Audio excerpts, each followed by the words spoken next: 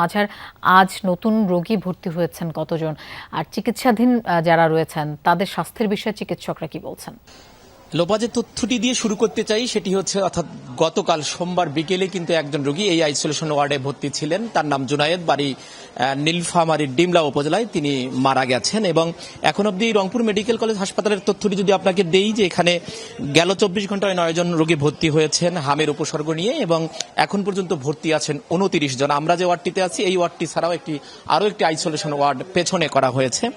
এবং আরেকটি তথ্য দিতে চাই যে রংপুর যে বিভাগ আছে, রংপুর বিভাগে গেল যে 24 ঘন্টায় আছে, সেই 24 ঘন্টায় প্রায় 49 জন রোগী ভর্তি হয়েছে বিভিন্ন হাসপাতালে। এ নিয়ে এই বিভাগে 30 মার্চ থেকে আজ পর্যন্ত প্রায় রোগী ভর্তির সংখ্যা দাঁড়ালো 944 জনে এবং এর মধ্যে পুরো যে রংপুর বিভাগ জুড়ে আছে বিভিন্ন হাসপাতালে ভর্তি আছেন এখন পর্যন্ত 59 জন।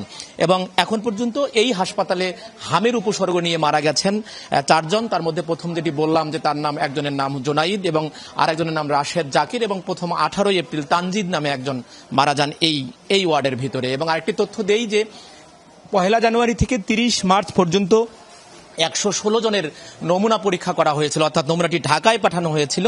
তার মধ্যে 45 জনের হাম এবং 6 জনের রুবেলা শনাক্তের তথ্য দিয়েছে রংপুরের যে বিভাগীয় স্বাস্থ্য পরিচালক জনাব ডক্টর গাউসুল আজিম। অর্থাৎ রংপুর বিভাগে এই হামের পরিস্থিতিটা কিন্তু ক্রমেই অবনতির দিকে যাচ্ছে।